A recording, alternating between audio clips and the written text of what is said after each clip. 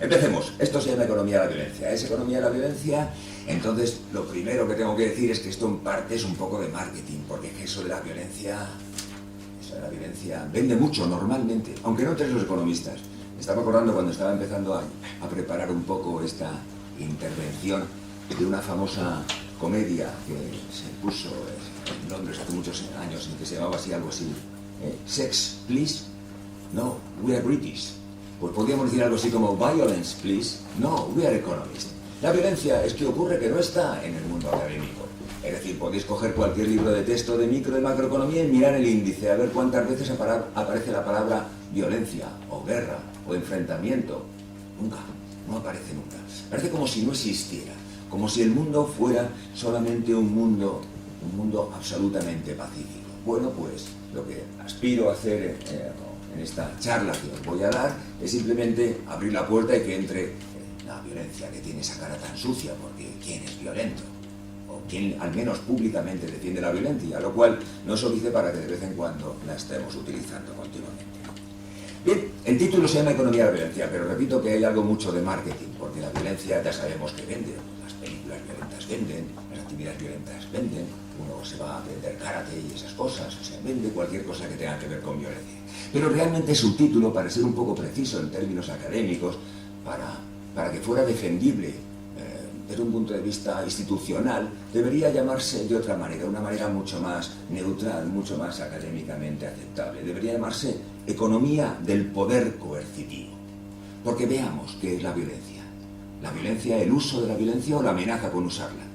Pues la violencia, en ese sentido, ya sea amenazar con usarla o su uso, tiene que ver con eso de el poder coercitivo, con el poder de coerción, con el poder de obligar. Y entonces, al decir esto de economía, el poder coercitivo, de golpe nos metemos en el meollo básico del asunto, pues ocurre que el análisis del poder coercitivo no aparece por ningún lado cuando nos metemos en economía. Y esto es un poco raro, porque si estuviéramos al lado, aquí no hay una autónoma, pero si estuviéramos en ciencias políticas en la Complutense, entraríamos allí y veríamos que la palabra poder coercitivo, el análisis del poder coercitivo es el pan nuestro de cada día, y lo mismo pasa en sociología, e incluso en algunas otras facultades donde se dan relaciones internacionales, siempre habrá un tema que habla del poder coercitivo. No, nosotros. Bueno, incluso en otros sitios, en derecho se habla del poder coercitivo, porque a fin de cuentas el poder coercitivo que usa o amenaza con usar la violencia, lo ven cotidianamente, por ejemplo, en las agresiones dentro de lo que llamamos violencia de género. Ahí se ve violencia. Pero nosotros aquí, en la Facultad Económica, curiosamente tenemos esta fama de ser egoístas, malos, etc. Aquí la palabra violencia o la utilización o el poder coercitivo desaparece completamente. Esto es extrañísimo, porque ocurre que esto es una cosa relativamente del siglo XX, porque antes los economistas sí que utilizaron y analizaron el poder coercitivo. Por ejemplo, si uno se va al libro fundador de la economía, la investigación sobre la naturaleza y causa de la riqueza de las naciones, de Adam Smith, pues uno encuentra que el libro quinto está dedicado continuamente al análisis de las guerras y de los conflictos. Y además dice cosas absolutamente sensatas e interesantes todavía, que se pueden leer con interés. Y, por supuesto, unos años después de Adam Smith, pues uno puede encontrarse y tropezarse con otra de las figuras que ya tampoco los estudiantes de económicas soléis ver, y es Karl Marx. Cuando uno coge cualquiera de las obras de Marx, El Capital, por ejemplo, no es sino un estudio sistemático en cómo, en su opinión, el poder coercitivo es el elemento clave a la hora de explicar las relaciones económicas. A fin de cuentas, para Marx, ya sabéis, bueno, si no lo sabéis os lo digo, la teoría de la explotación es lo que explica desde los precios relativos hasta las crisis económicas. Y la teoría de la explotación no es, la palabra explotación lo va diciendo, el uso del poder coercitivo que tienen los capitalistas sobre los trabajadores en los procesos de producción. Sin ese uso del poder coercitivo no existiría plusvalía, no existirían beneficios. Por lo tanto, la capacidad de usar ese poder coercitivo se plasma luego en los hechos económicos que vemos. Si hay crisis económica, cuáles son los precios, etc. Por lo tanto, Marx también tiene un alto interés en este análisis del poder coercitivo.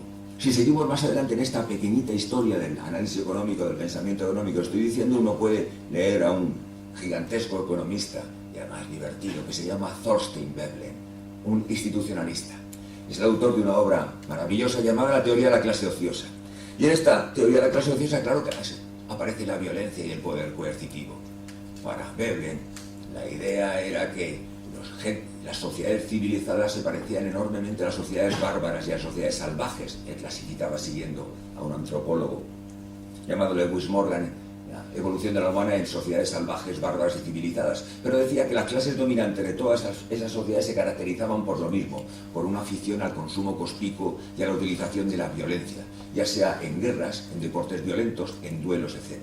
De tal manera que es un elemento fundamental a la hora de entender los procesos de consumo y de gasto dentro de las sociedades económicas de su tiempo. Pues bien, sin embargo, fuera de estos economistas, algunos clásicos, los marxistas y los institucionalistas, el poder coercitivo fue desapareciendo progresivamente a lo largo del siglo XIX de los estudios económicos, de los libros de economía, que son, en último término, los libros de economía que son los que están debajo de vuestra formación.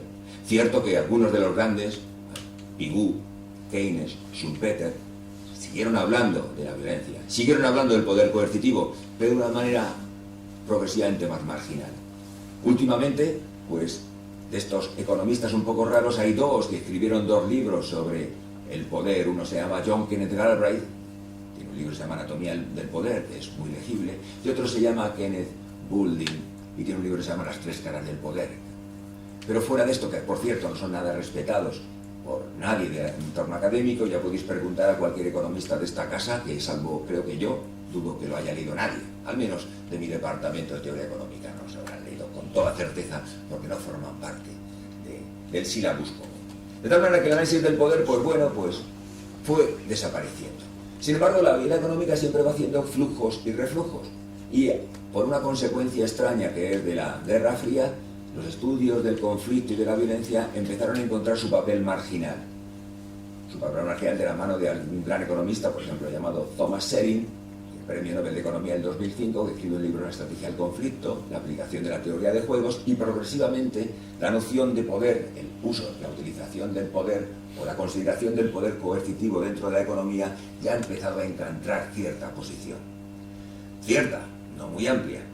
Nosotros los economistas utilizamos como casi el diccionario de referencia un diccionario que se llama el New Palgrave Dictionary of Economics.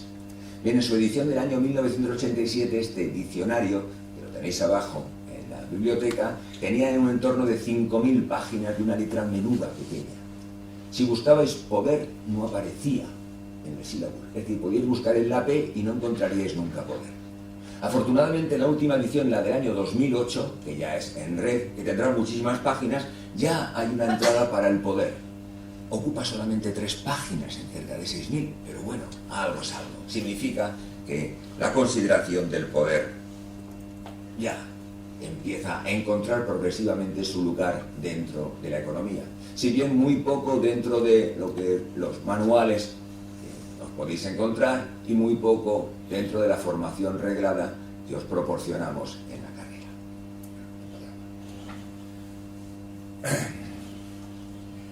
Es de lo que se trata hoy. Yo lo que voy a intentar hoy es simplemente haceros una especie de pequeño recorrido por las líneas y los conceptos fundamentales que la nueva economía o análisis económico del poder coercitivo, por lo tanto de la violencia, se han dirigido para simplemente deciros que es una área de investigación, una área de conocimiento digna que los economistas la conozcan. Interesante per se y por sus implicaciones.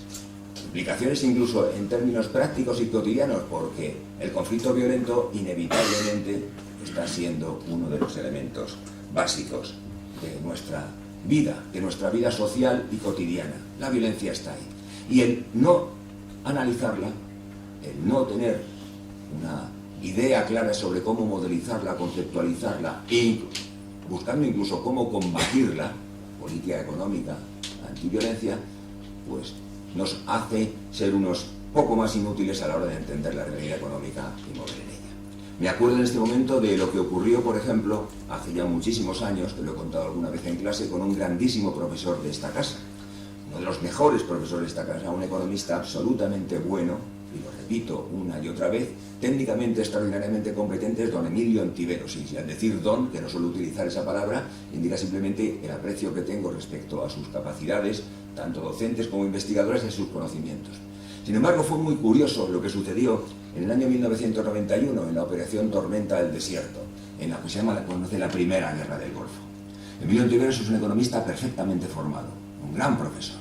Y entonces se le estaba preguntando, se le estaba entrevistando en la televisión española, que si creía que iba a haber guerra entre Irak y Estados Unidos. Y entonces Emilio Ontiveros razonó como un economista. Y entonces dijo que no, que estaba convencido de que no, que con el tiempo negociarían. Negociarían porque era el interés de ambas partes negociar, porque era el comportamiento racional. Todos tenían algo que perder si iban a la guerra. Mientras estaba diciendo eso, lo que hizo el cámara fue una cosa muy curiosa, el director, porque partió la pantalla en dos. Y mientras estaba diciendo que no había guerra, se veía ya el color ese verdoso que tienen los infrarrojos mientras empezaban a caer las primeras bombas dirigidas sobre Bagdad. Y él seguía diciendo que no iba a haber guerra. ¿Era él un inútil? En absoluto. Lo que simplemente es que tenía una mente, unas herramientas conceptuales, y las herramientas conceptuales no son sino gafas que nos ponemos para ver la realidad, que hacen que la violencia, el poder coercitivo, sea un asunto marginal para los economistas, algo absurdo.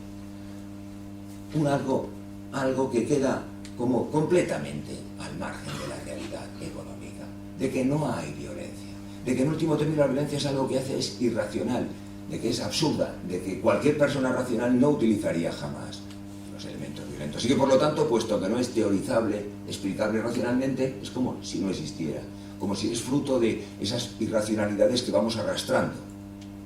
Esto es el error conceptual.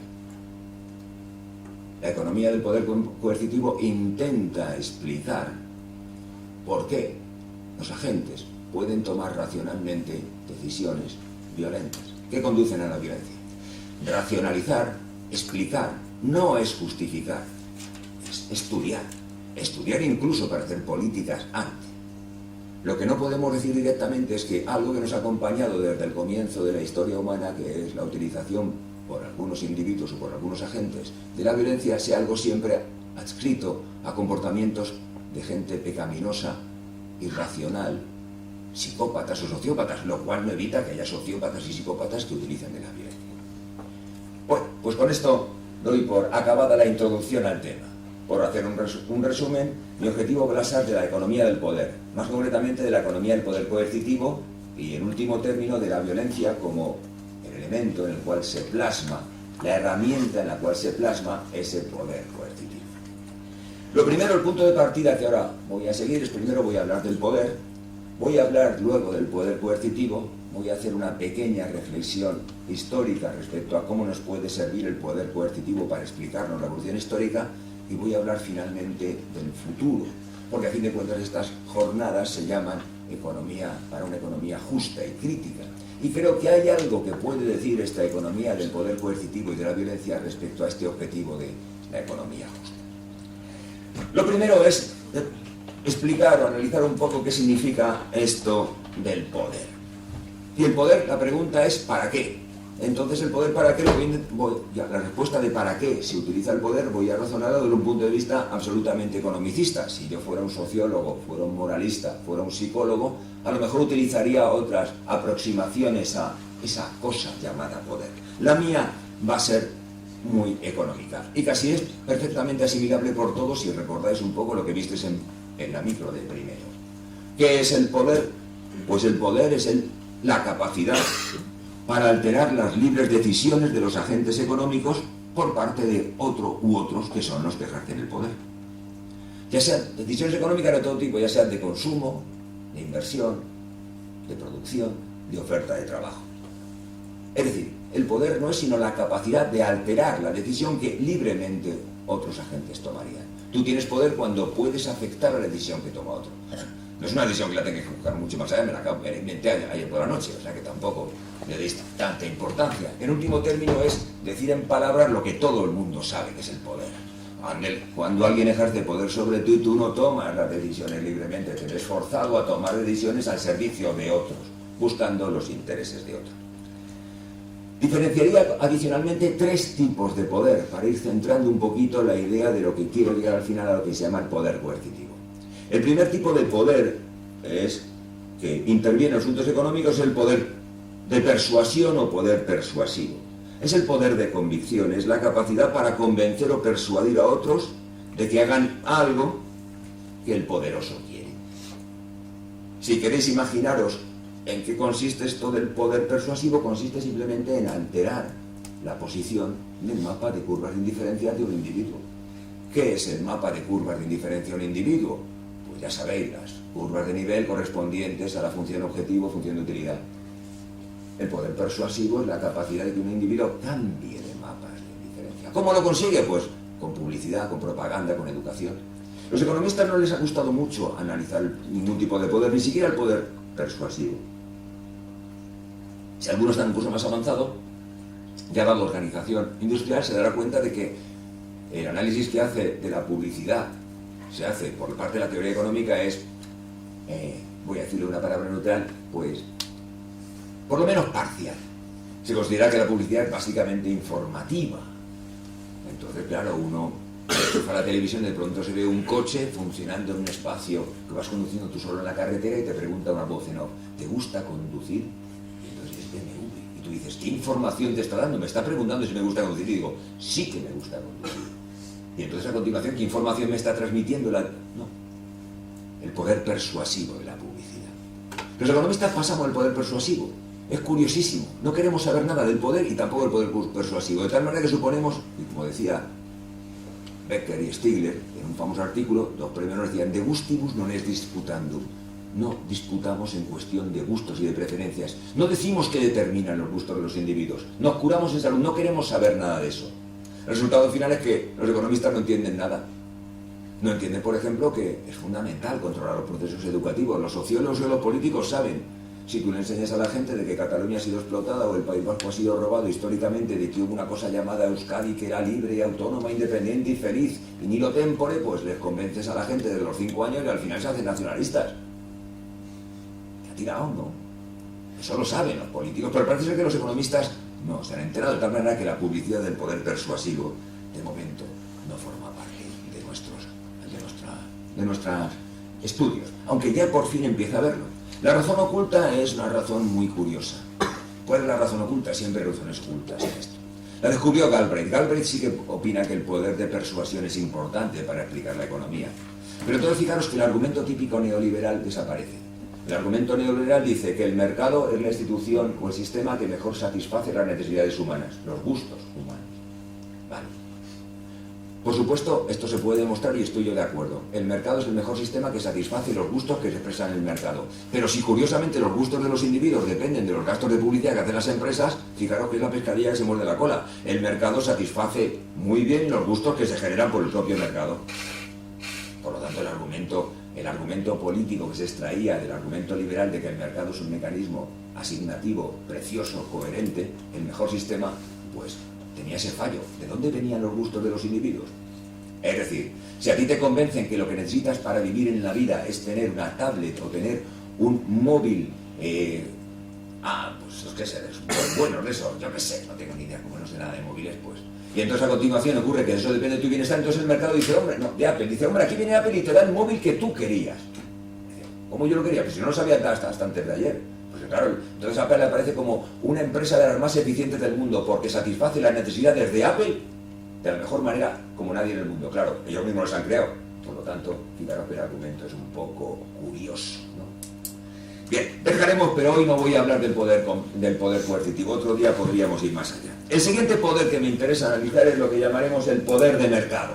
De nuevo con la lógica microeconómica. ¿Qué es el poder de mercado? La capacidad de alterar la restricción presupuestaria a la que se enfrenta una gente. ¿Os acordáis de la recta de balance? Pues bien, el poder de mercado es la capacidad de alterar esa. ¿Cómo? Favoreciendo o encareciendo las actividades. Si yo quiero favorecer alguna actividad, bajo el precio de esa actividad. Si quiero encarecer una actividad, subo el precio de esa actividad. Pero fijaros, el poder de mercado es un poder que lo puede ejercer básicamente aquel que tenga un monopolio monopolio es el único vendedor, sube el precio. Pero fijaros, es un poder limitado el poder de mercado. ¿Por qué? Porque no le puede obligar a nadie a comprar. Es decir, un monopolista vende y dice, te vendo más caro, pero no te puedo obligar a comprar. Por lo tanto, es un poder limitado. Incluso veámoslo de otra perspectiva. El monopsonio, el único comprador. Por ejemplo, un monopsonio puede ser cuando todas las empresas de un sector, o si estamos en una ciudad donde solamente hay una empresa que da trabajo, es la única compradora de factor trabajo. ¿Qué va a hacer? Pues pone salarios más bajos que los de mercado, pero no puede obligar a la gente a que trabaje. A lo mejor hay gente que no quiere trabajar, se va a otro sitio. Es decir, el poder de mercado es el poder de manipular los precios, pero no puede obligar a la gente a comportarse. Un monopolista no puede obligar a la gente a que compre. Un monopsonista no puede obligar a la gente a que venda algo a determinado precio. No, altera los precios. Ese poder de mercado, pues el que sí que analiza la teoría económica, es el que informa una asignatura que los que estudian el grado de economía tienen, que es organización industrial. Ahí se estudia precisamente cómo se alteran los precios en mercados que no son enteramente competitivos. Ese es el único poder que analiza la economía. Intentando decir que no es muy importante. Ese poder de mercado también lo tiene el Estado cuando pone un impuesto. Con el IVA, dice, te cambia la relación de la pendiente de la restricción presupuestaria. También. O cuando te pone un impuesto sobre la renta porque te quita renta y te desplaza la restricción presupuestaria. Poder de mercado. Pero fijaros que el poder de mercado siempre deja libertad. Nadie te obliga a comprar. Nadie te obliga a comprar Apple, ni nada. Nadie te obliga, eres libre, existe libertad de elegir. Y finalmente vamos al tercer elemento, el que yo tengo que tratar hoy, y al ritmo que voy nos dan las 4. Es el poder coercitivo. El poder coercitivo es algo mucho más complejo. En el poder coercitivo, el intercambio no es voluntario. Es decir, recordad que el poder de mercado, el intercambio es voluntario. Yo pongo este precio más alto, si me quieres comprar, me compras, si no, no te puedo obligar a que me compres. No, el poder coercitivo es que te obligan a eso. ¿Cuál es el paradigma del poder coercitivo? El del ladrón. O la bolsa o la vida. ¿Qué intercambio es ese? ¿Qué alternativa te da? Ninguna. Eso es el poder coercitivo y fijaros que está muy relacionado con la violencia. Aquí no es que se cambie la pendiente, la restricción presupuestaria, es que la restricción presupuestaria ya no tiene sentido. Como no tengo pizarra, no puedo describir cómo sería este poder coercitivo o cuál sería, cómo lo podríamos reflejar en un gráfico con curvas de indiferencia. Pero de alguna manera lo puedo transmitir a aquellos que todavía recuerden algo del concepto de excedente del consumidor. El poder coercitivo consiste en la capacidad de un agente para extraerle todo el excedente del consumidor o todo el excedente del productor a otro. Todo, absolutamente todo. Esa capacidad, es decir, extraen todo el excedente del consumidor, todo el excedente del productor e incluso más, que te dejan directamente diciendo, no estaría dispuesto a hacer esa transacción, solamente la harías si el otro te amenaza con hacerlo. ¿De acuerdo? Eso sería una forma de integrar este poder coercitivo dentro de un análisis económico más convencional y tradicional. Bueno, pues bien, esta perspectiva del poder, este análisis del poder es la que ha sido abandonada por los teóricos de la economía hasta muy recientemente, de tal manera que vosotros no la encontráis reflejada en los libros de economía que leéis. Y entonces, lo primero que vamos a hacer es preguntarnos por qué no se habla del poder coercitivo en los libros de teoría económica. Una primera explicación que a veces la cuento, la que veo aquí a alguno de mis alumnos, y que ya lo saben, no se repite inevitablemente en clase, pues me sucedió hace bastantes años cuando yo me iba con mi hijo al parque y entonces yo me leía un libro, me estaba leyendo La riqueza de las naciones, que es un libro que merece la pena ser leído. Y entonces en las primeras páginas, concretamente en el capítulo 2, uno encuentra lo siguiente, y es que Adam Smith dice textualmente algo así como que los hombres nacemos con una cierta propensión en la naturaleza humana, la propensión a track, barter and exchange, que bien me sale en inglés, ¿no? Pues la propensión a hacer trueques, a hacer comercio, a hacer intercambios de una cosa por otra. Es decir, Adam Smith presupone que los individuos nacen con esa propensión innata al cambalache, Y eso es lo que informa toda la teoría económica. Mi explicación de por qué abandonar el poder es que Adam Smith no tuvo hijos y no tuvo que pasarse las tardes en un parque. Porque claro, si cualquiera va a un parque a partir de las 5:30 que salen los niños, entonces oirá que en todos los parques del mundo se oye una voz continua que surge. En todos los parques del mundo lo que oye es que a los padres diciéndole a los niños: deja eso que no es tuya, fulanito. Tienes que aprender a compartir. Si dejas esto, a cambio podrás coger lo otro. No pegues. Eso es lo que primero se oye. En todos los parques del mundo estoy absolutamente convencido. Yo al menos lo estoy oyendo y diciendo durante meses. Es con el tiempo, conforme los niños van aprendiendo a compartir y a cambiar. Y entonces ya se les lleva el rastro a que cambien cromos. Pero lo primero que les sale es coger lo que tienen otros. Aunque lo que ellos tienen no sirva a nada y lo dejen con la otra mano. Pero pillan de todo. Eso es lo primero. Esa es la innata propensión, no la otra. Uno aprende a negociar y a comerciar. A quitarle a otro, apropiarse del otro, uno no lo aprende. Porque los economistas nos quedamos con la primera frase de Adam Smith, que por cierto, luego más adelante se olvidará de ese presupuesto. Y de ahí hemos construido toda una teoría económica donde la apropiación de lo que tienen otros brilla por su ausencia.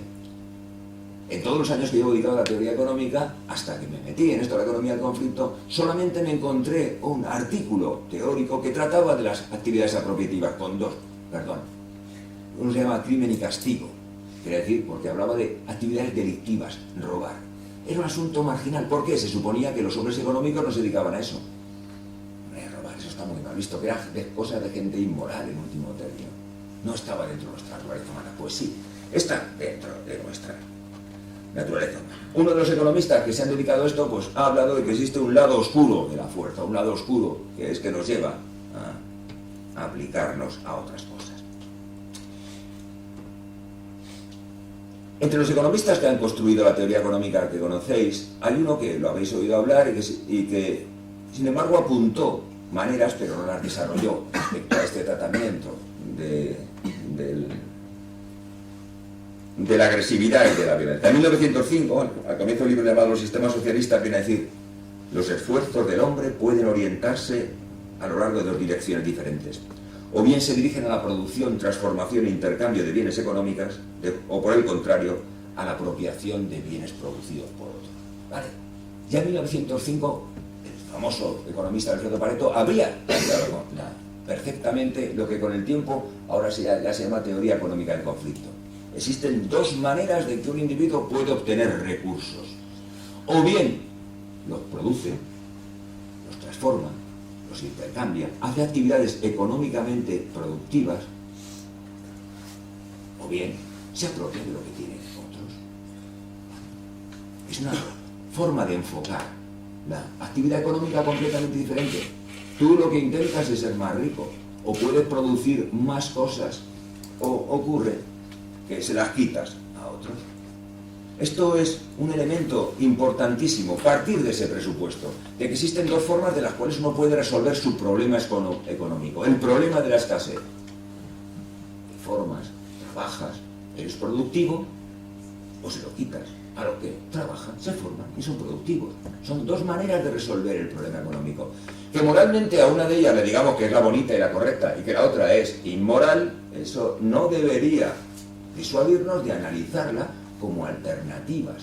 A fin de cuentas, la moral no es sino el intento de hacer que esta segunda forma de realizar o llevar a cabo la actividad económica por parte de los agentes esté mal vista, hacer que el coste de la actividad delictiva sea mayor. Pero como ya veremos, esto es problemático en último término. Bien, se pueden distinguir a este respecto lo que con el tiempo se han llamado como dos vías.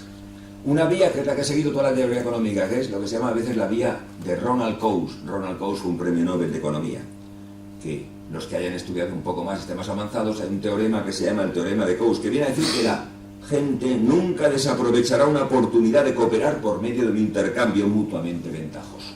Eso es la vía de Coase. La vía de Coase significa que si tú puedes hacer un intercambio mutuamente ventajoso, mutuamente lo harás. Por ejemplo, ahora a la salida de esta conferencia, pues los que nos vayamos al bar podemos establecer un intercambio mutuamente ventajoso con el del bar. Entonces yo iré al del bar y le diré: Vicente, Vamos a hacer un intercambio mutuamente ventajoso. Si me das una cerveza, yo te doy 85 céntimos. A él le interesa tener 85 céntimos, a mí la cerveza. Los 85 céntimos, después de estar hablando durante cerca de hora y media, no me sirven para nada. Prefiero la cerveza directamente. Es un intercambio mutuamente ventajoso. Esa es la vía que ha analizado la teoría económica. Estudiar cómo esos intercambios mutuamente ventajosos se pueden fomentar, eso es política de crecimiento económico, cómo se pueden impedir que haya gente que elimine intercambios mutuamente ventajosos, por lo tanto, política a favor del libre comercio, de la flexibilidad, etc. La vía de Coase, por ejemplo. Pues bien, existe, sin embargo, teniendo en cuenta la apreciación que he dicho de Pareto, otra vía. Esta otra vía se la llama a veces la vía de Maquiavelo, a partir del pensador político florentino del siglo XIV, Niccolò de Maquiavelo, que vendría a decir que nadie desaprovechará una oportunidad de obtener una ventaja explotando a otro. Es el extremo de Maquiavelo. Es decir, uno diría, nadie desaprovecha una oportunidad de comerciar ventajosamente, mutuamente. El otro diría, nadie desaprovecha una oportunidad de aprovecharse, de explotar al otro. La vía maquiavélica para resolver la economía. Y como viene a decir una frase que he sacado el Príncipe, dice, no es el oro, sino los buenos soldados los que garantizan el éxito. Ya que es imposible que los buenos soldados no sean capaces de conseguir oro. Son dos líneas, pero muy tontas, pero hay un montón. Si el problema es tener oro, existe dos maneras de tener oro. Trabaja, curra y lo consigue. La otra manera es tener buenos soldados, armas, fuerza, violencia. Porque si los tienes, puedes conseguir fácilmente oro. La vía maquiavélica. Ni una ni otra. Los economistas han explorado solamente la vía coasiana.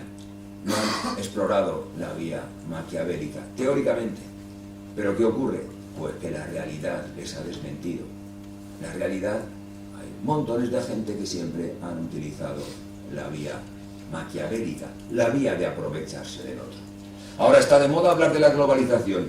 Nos podemos hablar de la globalización y entonces a continuación decimos, ¿por qué la gente se globalizó? Porque hubo globalizaciones, la primera en el siglo XVI, la segunda se piensa que en el XVIII, la tercera XIX y estamos en la cuarta, o algunos, el nombre me da igual, tercera o cuarta globalización. ¿Qué es lo que impulsó a las globalizaciones?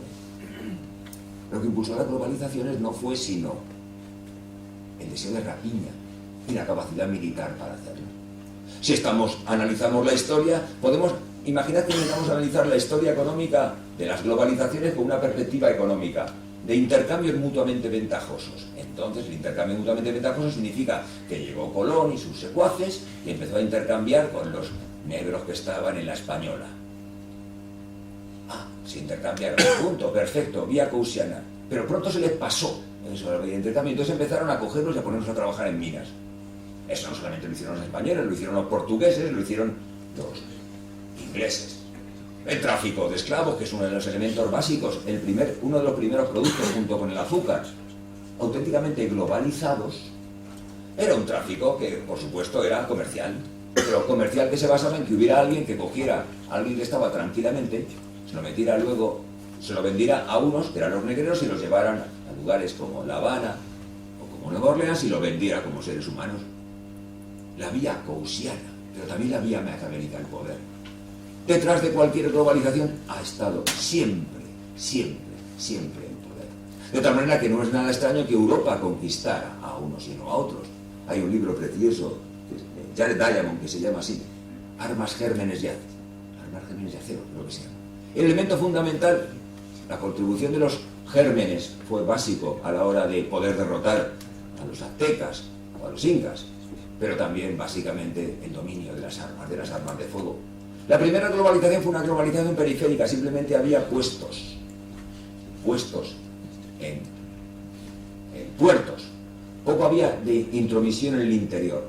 Hubo que esperar al siglo XVIII y al XIX, donde gracias a la quinina y sobre todo a la metralleta Maxim, Europa logró controlar prácticamente el 85% del territorio y estableció un sistema de globalización. Ejemplos paradigmáticos de globalización fue cuando los japoneses, o Japón, me da igual hablar de Japón o japoneses, se negaban a comerciar y entonces el Comodoro Perry mandó sus cañoneras al puerto de Tokio, lanzaban bombazos, abrió Japón al comercio. Bueno, pero ahora parece ser que ya por fin ya no estaríamos en esta historia. No estaríamos en esta historia porque estamos en una globalización final, pacífica, no imperial. No sé si eso es lo que se cuenta, pero es posible. Mi objetivo al final va a decir que demostrar que no está tan claro. Lo que ha hecho la globalización, la nueva globalización, ha sido que las guerras interestatales dentro de los países que forman el núcleo ya no se dan. Aunque no hace demasiado tiempo, todavía, vosotros la mayor parte habéis nacido todavía a menos de 30.000 kilómetros de aquí, se estaban matando. Ahora mismo hay problemas en Ucrania y en Caucasia. Pero bueno, las guerras se han desplazado a las zonas periféricas. Uno de los elementos más básicos a la hora de explicar el subdesarrollo es observar si hay guerras civiles. Toda la economía del desarrollo, durante años he explicado economía del desarrollo, pues la pregunta era ¿por qué ha fracasado las políticas de desarrollo? Las inversiones directas, las ayudas financieras, las inversiones en capital humana, ¿por qué han fracasado?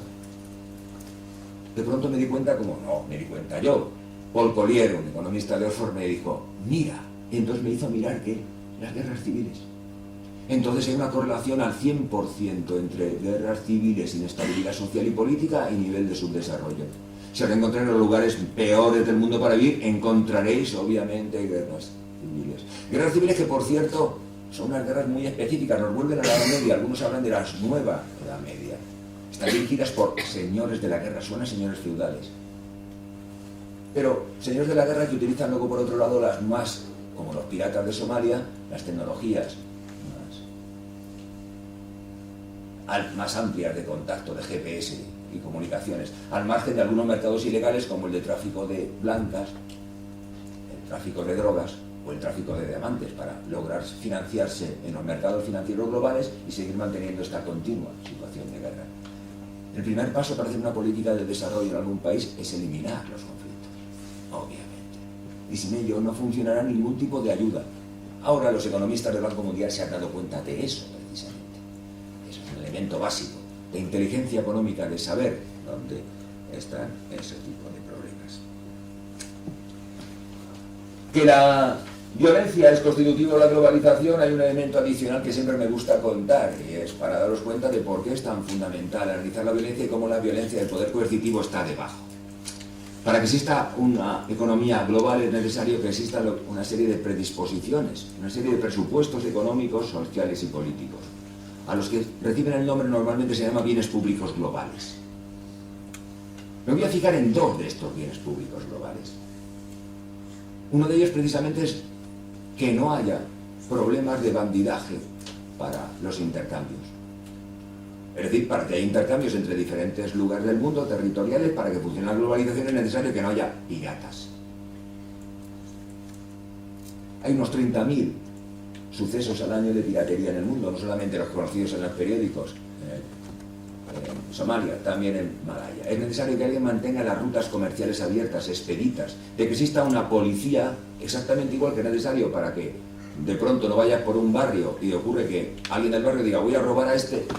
Cuando vas a comprar algo a otro barrio, es necesario que esté la policía y que tú digas, oye, que vayas con seguridad a hacer intercambios, es necesario que a nivel mundial también haya una policía. ¿Quién hace de policía ahora en este mundo? ¿Quién es el hegemón básico, como hablan hoy de economía de las relaciones internacionales? Estados Unidos, que tiene la capacidad militar más amplia, obviamente. Hace de policía del mundo.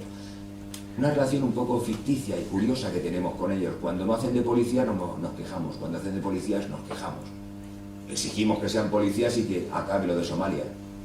No exigimos que fueran policías cuando bombardearon Belgrado y acabaron con el ataque de los serbios a los croatas. Luego a continuación también nos quejamos.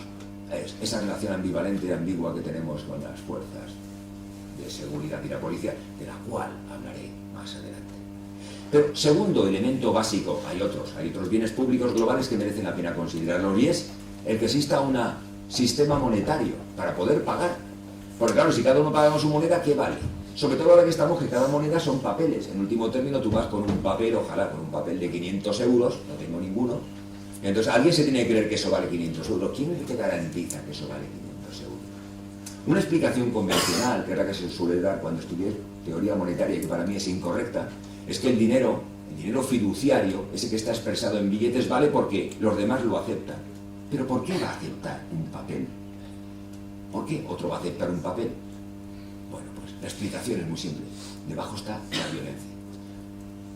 Hace años existía una ley del Banco de España que decía que los billetes emitidos por el Banco de España tenían poder liberador de las deudas, y si no, podías llamar a la Guardia Civil.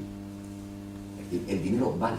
Es decir, tiene que convencer a la gente de que un papel vale, que no es solo, que es un pequeño papel con muchos colorines, pero que es un papel que cuesta hacerlo nada. ¿Cuánto cuesta hacer un billete de 500 euros? No creo que llegue ni al céntimo de euro. ¿Y eso vale 500 euros? ¿Cómo? ¿Tú aceptas ese intercambio? Pues la única manera es que detrás está la violencia. Bueno, pues si esto pasa a nivel nacional, imaginaos lo que pasa a nivel internacional. Entonces todos, sin embargo, estamos de acuerdo que una moneda internacional que todos aceptamos y respetamos, ¿cuál es? El dólar de los Estados Unidos. ¿Y por qué Estados Unidos tiene esa moneda, esa capacidad? Porque tiene toda la violencia detrás. Una de las cosas más sorprendentes que cuando discuto de estos temas con mis colegas de monetaria y de comercio internacional les pregunto, ¿me podéis dar una justificación de algún libro de teoría económica habituales de que Estados Unidos llegue teniendo déficit comercial sistemáticamente desde el año 1983, con la pequeña excepción de 1991, ya os diré por qué, y sin embargo el dólar no se haya hundido, ni los americanos han tenido que subir los tipos de interés para mantener su moneda? Los tipos de interés de Estados Unidos ahora están tirados y el dólar no se hunde. ¿Me podéis explicar, dar alguna razón? Y no hay ninguna. No funciona la teoría de la paridad del poder adquisitivo con los Estados Unidos. Tienen un déficit comercial brutal y no. En el año 91 no tuvieron déficit comercial porque les obligaron a los japoneses y a los alemanes a pagar una cuota por la guerra del Golfo. Entonces tuvieron unos ingresos suplementos. Si no hubieran tenido también balanza comercial desfavorable, pero la balanza por cuenta corriente, como tuvieron esos royalties por haber hecho ellos la guerra, pues tuvieron superávit. Pero si no, la balanza por cuenta corriente siempre es deficitaria en Norteamérica. Pero al dólar no le pasa nada. Si nosotros intentáramos tener, o cuando existía la peseta, una déficit comercial así, la economía española se hubiera hundido. Hubiéramos tenido que subir los tipos de interés porque si no el capital se hubiera ido. Ni el euro puede permitirse tener la zona euro de déficit comercial. ¿Por qué los Estados Unidos pueden? Porque tienen la fuerza detrás. Y es normal. Veamos cuál era una de las funciones básicas del dinero. Recordad, medio de pago, unidad de cuenta. Tercera, depósito de valor. ¿Qué significa eso de depósito de valor? Depósito de valor es que ese dinero vale para el futuro. O sea, representa derechos que tú puedes ejecutar en el futuro. ¿Quién te puede garantizar que en el futuro un papelito valga algo? Alguien que tenga la fuerza. Yo os voy a contar una pequeña anécdota. Hace muchos años, cuando yo llegué y me compré, me hipotequé un piso, entonces me tocó, porque hasta entonces había vivido siempre de alquiler, ir a una reunión de vecinos. La primera que fui en mi barrio, en mi casa, de pronto me encontré con un señor que llegó e iba con un palo debajo del brazo. Entonces le llamo el mariscal, porque era como los mariscales del ejército, y daba palos, golpes así, en la junta de vecindad. Daba golpes así. Y entonces luego me enteré que este señor tenía un cuchillo jamonero detrás de la puerta por si entraba algún emigrante a robarle. Lo sigue teniendo, ¿no? No os voy a decir más, pero todo lo que cuento es sustancialmente cierto. Entonces este hombre era un revolucionario, falangista, medillista. Vosotros no sabéis lo que es eso, pero bueno, ni os interesa. Y entonces estaba en contra de los bancos. Y entonces había decidido que él no pagaba los recibos de la comunidad por banco. Ni los pagaba de ninguna otra manera. Emitía papeles. Entonces decía, no sé quién, esto vale por tanto dinero. Y se lo daba a la caja. Entonces yo me sorprendí porque, increíble. Yo llegué allí la primera, entonces vi que todas las señoras, que eran bastante mayores, mi casa está en la zona vieja, aceptaban esa forma de pago. Porque había quien le decía que no, que le diera con otro dinero. No. Él pagaba con su propio dinero. A ver quién era tan listo que le decía que no. Así que todos allí calladitos, éramos más guapos.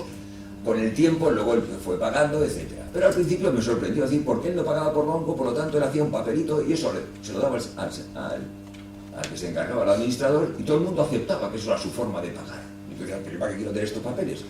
Está una forma. Tú puedes emitir dinero si eres suficientemente fuerte. Quien se dio cuenta de esto fue Charles de Gaulle. Charles de Gaulle se dio cuenta que debajo de la capacidad de los Estados Unidos estaba su fuerza. Y entonces dijo que lo dijo en los años 60, en el año 63, 64, no me acuerdo bien, tenía el privilegio exorbitante de lo siguiente, Estados Unidos, de pagar sus importaciones no con exportaciones, sino emitiendo dinero, dólares, Que luego a continuación la gente los cogía y luego lo volvía a llevar a Estados Unidos y lo convertía en bonos del Tesoro americano, que eran otro tipo de papeles, que se les pagaban en dólares. Los Estados Unidos han seguido haciendo esto sistemáticamente, de tal manera que ahora lo siguen haciendo cotidianamente. Y entonces los chinos, los rusos menos, tienen una cantidad ingente, casi se piensa que en torno a casi $1 trillón, un 1 con 12 ceros, de papelitos, a cuenta de sus pagos de todas las importaciones que han hecho durante un montón de tiempo. Ellos pagan en papeles, donde ponen God We Trust. Suerte que tienen, nosotros no podemos hacerlo, pero ellos pagan. ¿Por qué pueden hacerlo? Porque todo el mundo tiene confianza en que Estados Unidos garantiza de que eso va a valer en el futuro. ¿Por qué? Porque Estados Unidos es el único país que no ha sido menos. Y por eso fue ese desastre brutal, bombardeado, atacado, cuando pasó lo del 11S. Tiene la mayor capacidad militar ofensiva. Detrás de la teoría monetaria está la violencia, también. Bien, ¿qué puede ocurrir? ¿Qué puede ocurrir en el futuro? No lo sé, pero haceros a la idea de que la utilización del poder coercitivo es un elemento que va a estar presente en vuestro futuro. Y más lo digo donde hay que tener previsto y en consideración algunos elementos de la realidad, como puede ser cambio climático, como puede ser agotamiento de recursos naturales. Eso va a traer consigo el conflicto. Bien, de lo que se trata ahora es, una vez descrito un poco qué es esto del poder coercitivo, a ver qué lío de hojas que tengo, y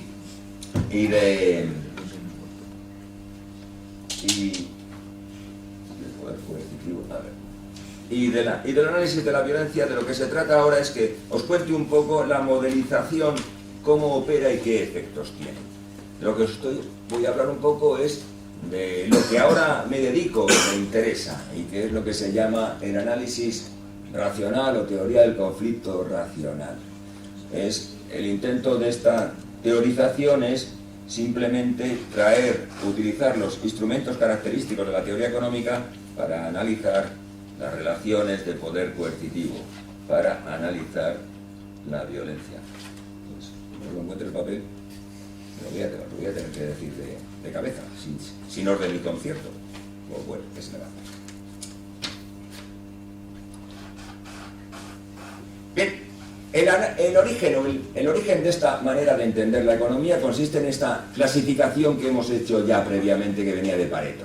La diferencia entre actividades productivas y actividades apropiativas. Las actividades productivas son, que producen más bienes y servicios. Las actividades apropiativas son aquellas que uno dedica a apropiarse de los demás. Dentro de las actividades apropiativas tenéis que considerar dos tipos: las ofensivas, la actividad que hago para quitarle a otras cosas, de las actividades defensivas, que es las actividades que yo hago para protegerme de tus intentos de quitarme cosas. Por lo tanto, tenemos esta clasificación. Primero, actividades productivas, actividades dedicadas a producir más bienes y servicios. Y luego a continuación actividades apropiativas, actividades dedicadas a apropiarse de lo que tienen otros o a defenderse de los intentos de apropiarse de los otros. ¿Vale? Dentro de las actividades apropiativas podemos distinguir dos: las que se llaman neutrales, que no afectan al conjunto de bienes que se disponen, de las actividades destructivas. ¿Qué es una actividad neutral? Pues una actividad neutral es simplemente la actividad que hace un ladrón cuando te quita algo. Antes tú tenías pasta, ahora la tiene el otro. Punto. Es una actividad destructiva. Una actividad destructiva es una actividad apropiativa que supone la destrucción de recursos. Eso sería una actividad destructiva. Tú te quedas con lo que otro tiene, pero de paso destroza su casa. Eso sería una actividad destructiva. Las actividades, ya sean productivas como apropiativas, pueden ser legales o ilegales. La actividad de producir marihuana y vender y traficar con marihuana es en prácticamente todo el mundo desarrollado, menos el estado de Colorado, ilegal. Y en algunos otros lugares. La actividad apropiativa que hacen los abogados, en donde se apropian una parte de cuando hay dos agentes en disputa de mediador, es una actividad apropiativa, que es absolutamente legal. ¿Vale?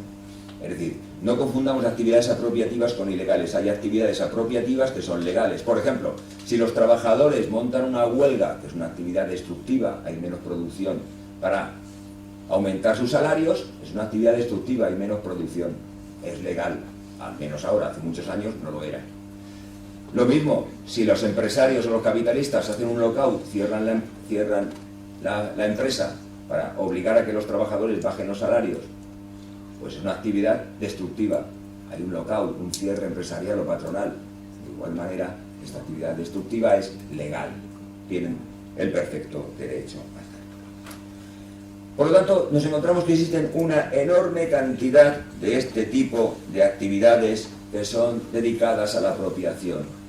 Fijaros, actividades apropiativas son todas actividades dedicadas a influenciar a otros en vez de trabajar, a la corrupción, los recursos dedicados a manipular o a convencer a los políticos para que voten, hagan legislación a tu favor.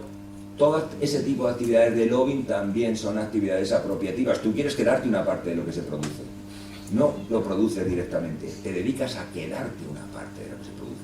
Es decir, siempre que veáis una actividad tenéis que pensar, ¿esta actividad produce más bienes y servicios o simplemente se queda con parte? Profesiones absolutamente respetadas en la sociedad son actividades apropiativas. Los abogados son una actividad apropiativa.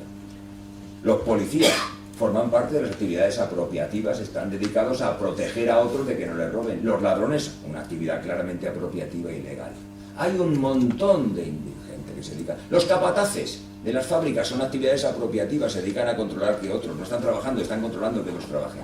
El peso de estas actividades apropiativas se calcula que está en torno a una tercera parte de la población activa se dedica a estas actividades apropiativas. En el caso español, un 30 y tantos %, podemos si sumamos policías, guardias civiles, detectives, seguratas, todo esto más managers, más controles, más abogados, más gente dedicada a prisiones, etcétera, sería en torno a un 30% de la población trabajadora. Por lo tanto, su peso es importante.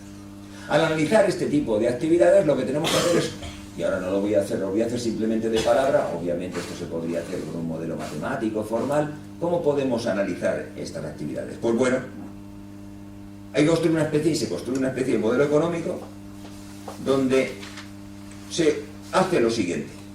Se permite que los agentes puedan optar entre dos actividades, o actividades productivas o actividades apropiativas. Es decir, pueden dedicarse los individuos a formarse y trabajar, o pueden dedicarse a hacer karate o aprender técnicas de robo, de violencia. Los individuos pueden dedicarse a lo que quieran. ¿Qué es lo que suponemos? Que los agentes son diversos, tienen capacidades productivas, y entonces ¿en qué se especializarán? Pues cada uno se especializa siguiendo el principio de la ventaja comparativa. Es decir, si en principio, si tú has nacido pequeñito, enclenque, miope, etcétera, pues por mucho karate que te pongas a hacer, pues no te va.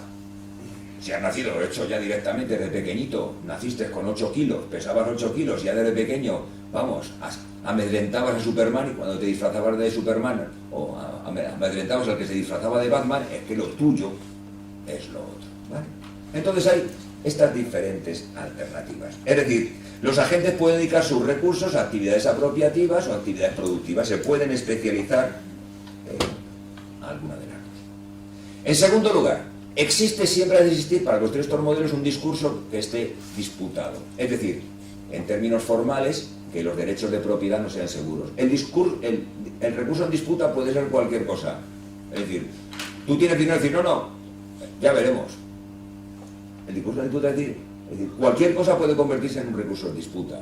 Por ejemplo, como suele utilizar ahora en este país, hay un recurso en disputa que es Cataluña. ¿De quién es? Cataluña. Es un recurso en disputa, perfectamente. Podemos hablar de que un recurso X está en disputa. Pues bien, si me seguís en mi argumentación, es que los individuos se especializarían en función de sus capacidades diferenciales, en función de lo que llamamos el principio de la ventaja comparativa. ¿Qué sucedería?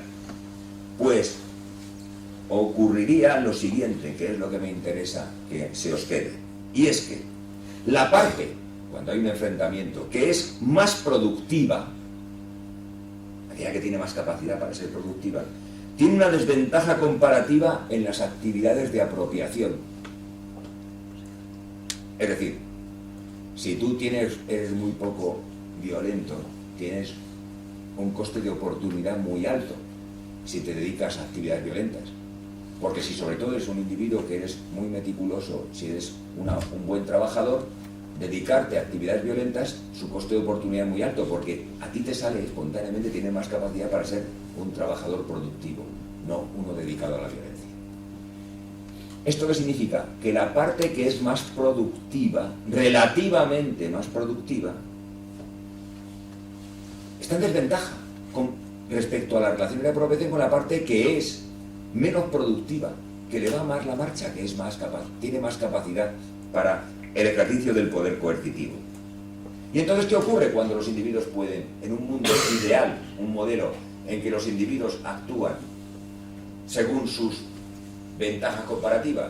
Pues ocurriría lo siguiente: aquellos individuos que tienen mayores ventajas en dedicarse a la violencia se especializarían en actividades productivas, y en tanto que aquellos individuos que tienen más ventaja comparativa en actividades productivas se especializarían en la producción. Pero ¿qué ocurre? Los otros tienen la capacidad de ser violentos, tienen esa capacidad para hacer, de utilizar el poder coercitivo. ¿Con qué resultado? Al utilizar ese poder coercitivo, que se apropian una mayor parte de la producción. Es decir, existe una relación inversa entre productividad y poder coercitivo. Aquellos individuos que son más productivos tienen menos poder coercitivo. Vamos a verlo esto en la práctica. En la práctica histórica, ¿en qué se plasmaría? Pues observad, reyes, piratas, guerreros, nobles, todos estos han vivido siempre mejor que los campesinos. ¿Por qué? Los campesinos se especializaban en actividades productivas, pero los otros tenían actividades de tipo, se especializaban en poder coercitivo. Por lo tanto, espera, voy a levantar porque estoy ya. Se especializaban en esas otras actividades de carácter meramente destructivo. Resultados que unos ganaban a otros. Han vivido siempre mejor. A esto se le llama la paradoja del poder. La paradoja del poder consiste en que, curiosamente, aquellos que son más productivos, pues sin embargo tienen una debilidad con respecto a aquellos que son menos productivos, porque se especializan en aquellas actividades que son violentas. Y esto es un elemento clave a la hora de interpretar el mundo, porque tiene sus consecuencias. Una de las consecuencias que tiene es que cuidadito con la idea que se transmite mucho de que la remuneración que obtiene un agente está en función de su capacidad productiva. Desde el estudio de la teoría económica del conflicto, de lo que estoy contando, diría, no, aquellos que obtienen más remuneración son aquellos que tienen más capacidad para utilizar el poder coercitivo. Por lo tanto, esta idea de que los que obtienen más remuneración son aquellos que per se son más productivos, que está debajo de la idea meritocrática, no es absolutamente nada cierta. No está garantizado, ni mucho menos, que eso sea lo que ocurra. Y ahora, si me permitís, pues voy a dejar un momentito, porque tengo que hacer, ahora vengo, tengo que hacer una llamada urgentemente a esta hora. Dejadme descansar 5 minutos y sigue.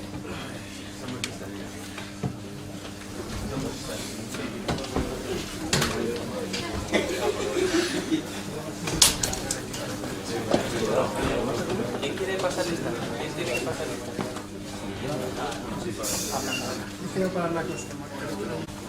Paradoja del poder, que indica que los agentes que se dedican precisamente a estas actividades apropiativas, que pueden gestionar y utilizar la violencia, son los menos productivos, pero obtienen una parte mayor del pastel. Y esto es una especie de constante histórica. Una especie de constante histórica que nos hace dudar, repito, y me quedaba en la historia de la meritocracia que ahora forma parte de nuestra vida cotidiana. Bueno, pues observamos que aquellos que tienen más capacidad de gestionar la violencia, incluso la violencia legal, porque recordad que no solamente estamos hablando de violencia física, que pueden tener más capacidad de utilizar actividades apropiativas, se van a la parte del pastel, la parte del león, básica. Independientemente de su productividad, y observamos esas remuneraciones tan elevadas, y suponemos que son más productivos, no. A lo mejor lo que son más, puede ocurrir que tengan una remuneración mayor precisamente porque controlan los medios de violencia incluida la violencia legal de las actividades apropiativas. Digamos que esto sería el elemento básico a partir del cual se construye el resto de argumentaciones detrás de la economía de la violencia que estamos analizando.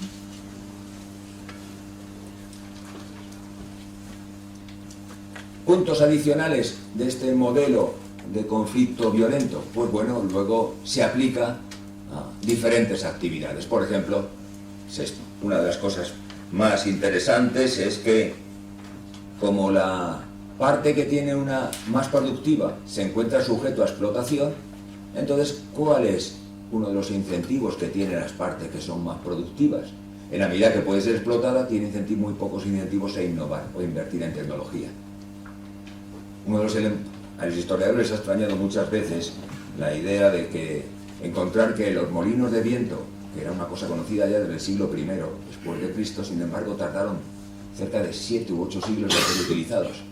En un entorno violento, ¿tú para qué vas a invertir en formación o en nuevas tecnologías si se aumenta tu producción?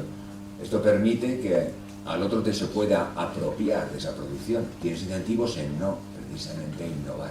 En un mundo donde las reglas de apropiación están abiertas, donde se pueden apropiar y expropiarte o explotarte, no tienes incentivos en ser productivo, porque precisamente te pueden quitar lo que produces. Este esquema general, que luego se va extendiendo por diferentes áreas, estudia, por ejemplo, lo que se llaman las funciones de éxito en las disputas, de qué depende la posibilidad de ganar o no, de la importancia que tienen las actividades defensivas, etc. Análisis en general de lo que se llama economía del conflicto, pues se ha aplicado, y ahora es a lo que quiero dedicar los últimos minutos, al análisis de la historia, tanto pasada como a lo que viene en el futuro. Al hacer el análisis de la historia pasada, uno de los elementos básicos de la teoría política es explicar el surgimiento de los estados, y frecuentemente pues, se acude a la teoría política y hay diferentes explicaciones. Pues está la idea rusoniana de un contrato social que lleva consigo la aparición de los estados, o la explicación económica que habla a partir de que los estados surgen para resolver los problemas de lo que se llama la tragedia de los bienes comunes, a la hora de intentar regular cómo gestionar esos recursos comunes. Pues bien, desde el punto de vista de la economía de violencia se plantea otra manera completamente diferente de ver cómo surgen los estados. Es una manera curiosa, consiste en razonar en términos de estas precisamente diferentes posibilidades que un individuo tiene de utilizar la violencia o utilizar las actividades productivas a la hora de resolver su situación económica. Entonces os tenéis que imaginar simplemente que existe una pandilla, una pandilla de bandidos. Estos son unos bandidos nómadas que van simplemente por ahí robando lo que pueden, que van de pueblo en pueblo pillando lo que pueden. ¿Qué significa? Esto tiene dos efectos posibles. Por un lado, los bandidos se hacen más ricos, y dos, los de los pueblos se hacen más pobres. Estamos haciendo una especie de cuento de bandidos, ¿no? Ahora bien, ¿qué ocurre? Que los bandidos nómadas, que van de sitio en sitio, solamente tienen una relación de corto plazo con cualquier pueblo por el que pasan. Es decir, los bandidos nómadas no tienen incentivos en refrenarse en sus actividades violentas, pues no tienen intereses en el devenir o en el funcionamiento de los pueblos por donde pasan. Van a un pueblo, acaban con él, van a otro, van robando. Eso sería un bandido nómada, un bandido itinerante. Un bandido itinerante es aquel que simplemente decide conseguir, en vez de trabajar, se busca la vida explotando, robando a otros. Ahora bien, un bandido, si tiene mucho éxito, puede hacer otra cosa, y es convertirse en lo que se llama un bandido estacionado o estacionario, que significa que se ocupa de una determinada zona. ¿Y entonces qué significa?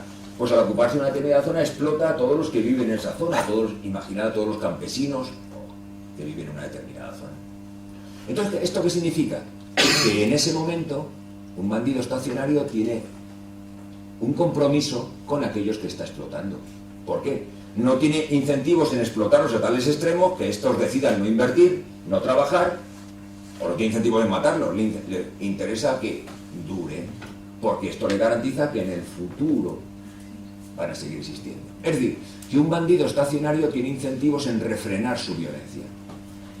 Vale, pues esto digamos que sería la explicación del surgimiento de los señores de la guerra y de los estados, más o menos como lo conocemos. Los estados son simplemente bandidos estacionarios que se establecen en un determinado territorio.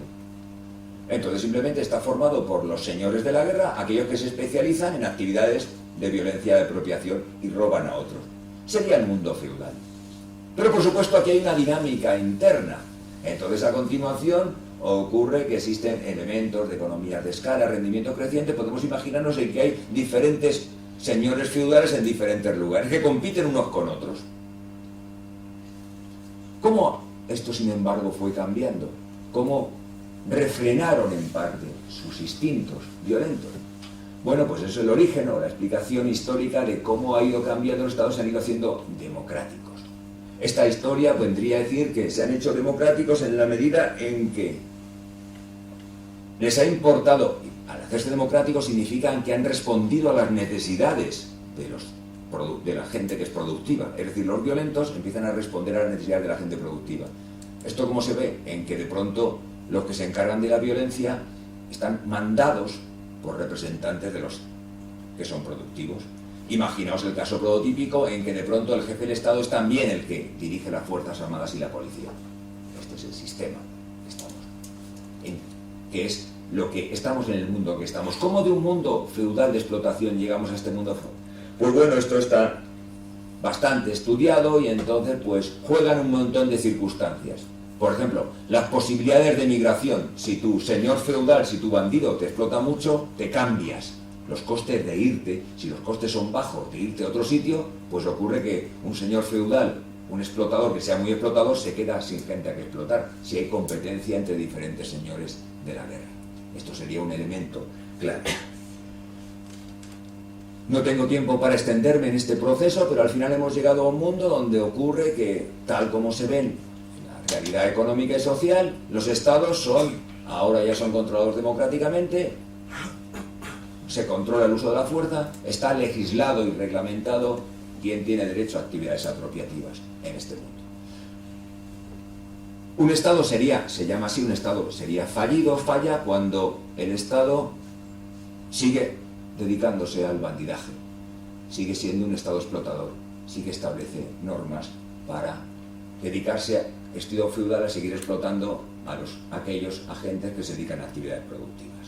Esto es tal como se ve en lo que se llama la nueva economía política, que no me puedo extender mucho. Hay dos autores que han escrito un libro muy conocido que se llama ¿Por qué las naciones fallan?, Daron Acemoglu y James Robinson, que os lo recomiendo fundamentalmente. Pero yo estoy en desacuerdo, y es la última parte de mi pequeño discurso hoy, que ha sido un poco a trompicones, lamentablemente y que tiene que ver con el futuro más inmediato. Fijaros que esta explicación del mundo consiste en suponer que existen unos trabajadores, unos agentes que son productivos y unos agentes que se dedican a actividades apropiativas. Y que todo el problema histórico-social ha sido cómo los que se dedicaban a las actividades productivas han controlado a los que se dedican a actividades apropiativas. De tal manera que la democracia, los sistemas actuales en que estamos viviendo serían el paradigma de lo mejor. Por fin, los que se dedicaban a actividades productivas controlan a los que se dedicaban a actividades violentas y estaríamos viviendo el comienzo de un mundo ordenado y pacífico. Un mundo sin tensiones, en último término. Porque habríamos controlado a aquellos que se especializan en violencia. Simplemente trabajan para nosotros, podemos decir. Esta es la forma liberal de ver esto de la teoría del conflicto racional. Pero yo la veo de otra manera. Porque ocurre también el poder, también se ha utilizado el poder coercitivo, se ha utilizado dentro de los estados, no solamente para que los que ocupan ese poder coercitivo extraigan recursos y se los apropien, como han hecho siempre la nobleza, como hacían los señores feudales, sino que el propio poder interviene en los conflictos internos que se dan dentro de los agentes que se dedican a las actividades productivas. Es decir, que los estados no son neutrales. Exactamente nunca, como no lo han sido nunca. Es decir, los señores feudales no eran neutrales cuando había peleas entre empresarios, por decirlo así, y trabajadores del textil en las ciudades de Flandes. No eran, por supuesto, neutrales cuando había enfrentamientos entre los propietarios de tierra y los trabajadores y jornaleros del campo. No, los estados nunca han sido neutrales y tampoco lo han sido. ¿Y entonces qué es lo que ocurre? Pues nos encontramos en unas circunstancias en que ocurre que los estados recuperan algo. Ya no son tan explotadores como antes, pero sin embargo siguen estando y forman parte de los conflictos internos que suceden entre los propios trabajadores o agentes que son productivos. Y entonces intervienen y no siempre lo están haciendo de una manera equilibrada o neutral. Y con esto entro en la última parte, que sería eso de la economía justa, simplemente pues volviendo a que ya que estoy haciendo un mapa de por dónde podíais investigar poniéndoos en consideración vuestra una nueva aproximación científica que se llama la geodinámica. ¿Qué es la cliodinámica? La cliodinámica es la construcción intelectual de una serie de ecólogos matemáticos que se han puesto a investigar la historia. ¿Y con qué criterios se han puesto a investigar la historia? Pues con el criterio de descubrir cómo funciona la violencia en la historia y a qué se debe, utilizando los instrumentos que que proceden de la ecología de poblaciones, básicamente, dentro de una idea general del Estado que es la que os acabo de transmitir. Es decir, el Estado está formado por aquellos que tienen poder coercitivo y que su comportamiento es fluctuante y que a veces funcionan en algún sentido o en algún otro, dependiendo de quién controle el poder estatal. Después de analizar diferentes sociedades históricas con un trabajo ímprobo de recoger cifras, meterla dentro de modelos de simulación matemáticos e informáticos, básicamente de ecología de poblaciones, han llegado a lo que se llama un modelo completo, se llama el modelo cliodinámico, en el cual dicen que las sociedades pasan, casi todas las sociedades, siguen una pauta de comportamiento formada por la relación entre dos ciclos, lo que se llama el ciclo secular, 250, 300 años, y lo que se llama el ciclo generacional, el ciclo padres a hijos. Y que eso nos explicaría el comportamiento, o serviría para predecir la historia. El autor el referente básico de este enfoque cliodinámico, que lo podéis consultar en la red porque la página web que tiene y la revista que utiliza está abierto a todo el mundo. Aquí en la facultad están sus libros, los he pedido, los que están en inglés. Esto es muy reciente, todavía no ha llegado al mundo castellano, al lenguaje castellano. Pues lo que viene, cree tanto en su afirmación, en la posibilidad explicativa y predictiva de la historia, que ha llegado a decir lo siguiente, que él se apuesta a que en la década de 2020-2030 habrá una rebelión en Estados Unidos.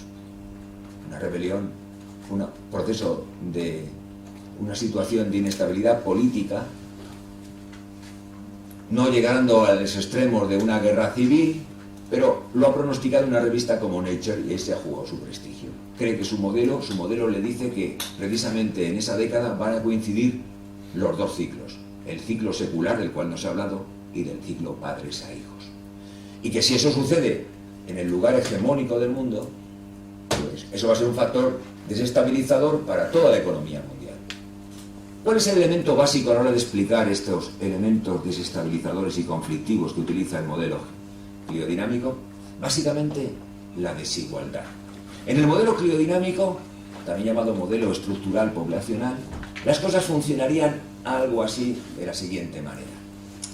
Ya sea por incrementos de la población, ya sea por incrementos en una determinada sociedad, ya sea por la presencia de una fuerte inmigración,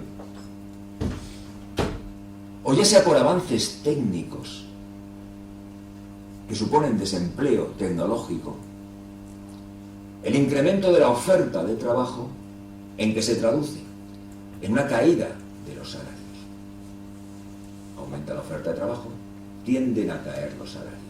Esa caída en los salarios se traduce en un incremento en la desigualdad. Desigualdad tanto funcional como personal de la renta. ¿Por qué razón? Los salarios han caído, luego la parte que se llevan los propietarios de los otros factores de producción va creciendo.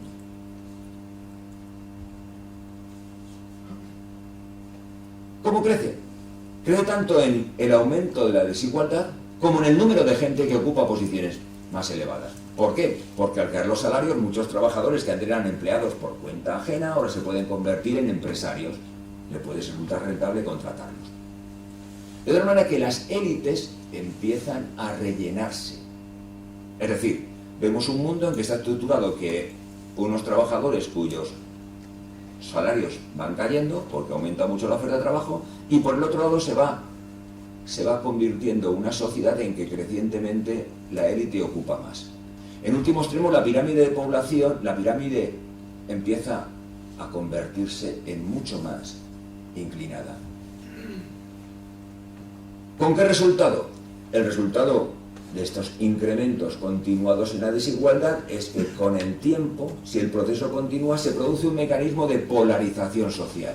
¿Qué es la polarización social? No es solamente desigualdad, sino la aparición de dos grandes grupos. Un grupo de la élite y otro grupo que no son la élite. Más o menos lo que se empieza ahora a hablar del 1% y el 99%. ¿Cuál es la pieza básica de esta polarización social? La pieza básica de esta polarización social acontece no cuando los de abajo empeoran sus circunstancias, no. Sucede cuando desaparece la clase media. Cuando desaparece la clase media es el elemento básico para que el ciclo empiece a funcionar. ¿Por qué desaparece la clase media? Desaparece la clase media porque el proceso de disminución de salarios, los procesos que hemos visto ya consigo, se empieza a contraer la clase media. Se empieza a proletarizar la clase media. La clase media ocurre que no encuentra posiciones arriba. El resultado final es que estemos en una sociedad extremadamente polarizada. Y cuando tenemos una sociedad extremadamente polarizada, la dinámica histórica es inmediatamente conflictiva. Es como la vieja lucha de clases o guerra de clases de la que hablaba Marx, que simplemente desaparece en el momento que aparece una clase media intermedia. Lo que ha descubierto, utilizando datos desde los imperios chinos, Roma, el mundo eslavo, el mundo mediterráneo, el mundo nórdico y datos de Estados Unidos, este hombre buscando diferentes relaciones que siempre estás en una pauta que sigue aproximadamente unos 250, 300 años, estos ciclos de desigualdad. Ciclos de desigualdad que ayudan a explicar una cosa que se llama la paradoja de Tocqueville. Tocqueville, Alexis de Tocqueville, el científico político que estudió pues, el antiguo régimen, la revolución, junto con América en el siglo XIX, se encontró una cosa, explicó una cosa que no le cuadraba bien, y era que la Revolución Francesa no sucede cuando los de abajo están mal, sino incluso cuando empiezan a estar mejor. Es decir, la situación de las clases trabajadoras francesas fue mucho peor a mitad del siglo XVIII que a finales del siglo XVIII, que es cuando acontece la Revolución Francesa. Y lo llamó, es una paradoja Tocqueville, que las cosas estallan no precisamente cuando las cosas van mal, sino cuando empiezan incluso a ir bien para los de abajo. ¿Cuál es la explicación que tendría nuestro individuo, nuestro Peter Turkheim, junto con otros matemáticos? Diría, el gran problema no es lo que acontezca a las clases trabajadoras o a las clases más pobres. Lo que importa es estudiar qué acontece con la clase media. De tal manera que cuando la clase media se proletariza, el nivel medido estadísticamente de la clase trabajadora puede crecer. Lo cual no significa sino que una clase media no logra satisfacer sus objetivos. Sus objetivos pueden ser, pues, encontrar una posición en el entorno social correspondiente. Otro ejemplo. Una de las cosas que más ha extrañado a los analistas ha sido las revueltas árabes. Curiosamente, las revueltas árabes han sucedido, básicamente lo estoy relacionando, diciendo en Túnez y en Egipto, cuando, todavía en Egipto está en proceso de revuelta, cuando la sociedad egipcia estaba subiendo, el nivel de vida estaba subiendo, la economía estaba subiendo. ¿Pero qué ocurría? Que no tenía alternativas, eran precisamente los hijos de la clase media.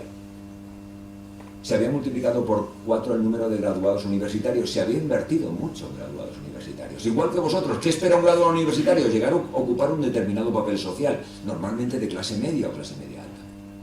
¿Qué ocurre cuando esas posiciones no existen? Cuando el resultado que delante de ti tienes es la proletarización, pues de pronto llega la clase media formada abajo y se produce ese fenómeno revolucionario. Bien, pues lo que ha descubierto es que en Estados Unidos eso sigue un ciclo. Y entonces lo que ha observado es ahora lo que lleva ocurriendo desde el año 1980. Se está produciendo un incremento brutal de la desigualdad. Todos habéis oído hablar de Occupy Wall Street, del 1% y del 99%. En tanto que los niveles de formación de la clase media norteamericana, que se está proletarizando, está desapareciendo, está creciendo brutalmente. Luego tenemos ya uno de los elementos básicos que nos pueden explicar la aparición en el futuro de tensiones dentro del país más importante del mundo, el centro de las relaciones hegemónicas. Y luego a continuación mete el segundo ciclo, que se llama ciclo padres-hijos. Cuando hay una tensión revolucionaria, una guerra, un conflicto violento, la siguiente generación recuerda lo que ha ocurrido con la primera. Y eso no es trago de buen gusto. Yo soy de una generación mucho mayor que la vuestra. Entonces, sin embargo, a mí me han formado ya en lo que pasó en este país en los años 30. Yo lo que aprendí en mi casa era el miedo. Todo menos volver a aquello. El ínclito y ubérrimo Francisco Franco siempre decía caudillo Dios por la gracia de Dios, caudillo por la gracia de Dios, y él que había traído la paz. La palabra paz se repetía en toda la ideología franquista. Todos aquellos que peinamos canas lo recordamos continuadamente. Paz, paz. Menos guerra cualquier cosa. Menos guerra o conflicto violento. La siguiente generación ya no ha vivido eso. Lo único que ha oído hablar por segunda de que no hay nada peor que una guerra civil, no hay nada menor que un conflicto. La tercera generación le queda muy viejo eso. No tiene el menor asomo de los costes que supone la actividad violenta. Pues bien, en opinión de Peter Turkey, cuando el ciclo secular de desigualdad coincide, aunque ya habéis estudiado algo de ciclos, con el ciclo padres a hijos, que en opinión de Turkey es que después de lo que ocurre en los años 30, ahora en Estados Unidos estaría ya la tercera generación que no ha vivido eso y que solamente por referencias en una situación de inestabilidad tenemos el proceso en el cual puede desatarse una situación de inestabilidad social y política enorme. Si esto lo sumáis con problemas asociados al cambio climático, a tensiones demográficas o a tensiones asociadas a la escasez de recursos, tenéis que las posibilidades de que en el futuro haya una situación violenta, una situación de crisis violenta en la primera nación del mundo, la más importante, el eje del sistema que hemos construido de globalización, son relativamente elevadas. Frente a ello, ¿qué podéis decir? ¿Cuál es la alternativa? Pues la alternativa obviamente sería desactivar este ciclo de la desigualdad. Claro, desactivar el ciclo de la desigualdad significa impedir que se esté produciendo los fenómenos que se están produciendo ahora de crecimiento de la desigualdad. Pero para ello es francamente difícil. ¿Por qué? Primero, la ideología meritocrática, absurda. Segundo, lo que algunos autores llaman la rebelión de las élites. Es decir, los que se ocupan arriba, están arriba de la élite, antes podían tener cierto miedo, porque vivían en las mismas zonas. Ahora ya no viven en las mismas zonas. Es decir, ahí tienen mucho más en contacto el señor Botín y su hija con los gerifaltes chinos y con los que dominan en Wall Street que con cualquiera de nosotros. Eso de que somos parte del mismo país es absurdo. Viven en otro mundo, no son como los demás. A eso se llama llamado la rebelión de las élites. No forman parte, no se sienten aludidos, de tal manera que la desigualdad puede crecer porque es que realmente no la ven. Están siempre en jet moviéndose. Es decir, la posibilidad de que nos encontremos ante esa situación crece porque ocurre que frente a otras circunstancias donde el miedo lleva a que las propias élites hagan que el Estado intervenga en contra de la desigualdad, por ejemplo, mediante la creación del Estado del Bienestar, está desapareciendo. Porque no están comprometidas con ningún Estado. Forman parte de esa especie de red global, de esa sociedad global, donde incluso quieren tener su propia moneda, el famoso Bitcoin, que esté independiente para no sufrir ninguna de esas tormentas monetarias. Bien, estamos en ello, estamos en el 2014. Esto que os he contado, que merece la pena que le echéis un vistazo y os metáis en la página web de este individuo, donde hay unos artículos excelentes de la revista que se llama Clio Dynamics. Repito, yo soy un cotilla de biblioteca, es la cosa más innovadora que he encontrado en las ciencias sociales, Peter Turkey, y hay otros, tal rusos se llaman de la EF, matemáticos que se dedican a estudiar sociología, historia y economía, junto con la participación de otros economistas y sociólogos. Lo más original son aquellos que dicen, por lo menos tienen un modelo matemático, un modelo que se le puede meter datos y predice, modelos por lo tanto que como economistas estamos acostumbrados a manejar, a calibrar, y sus predicciones son las que os he contado.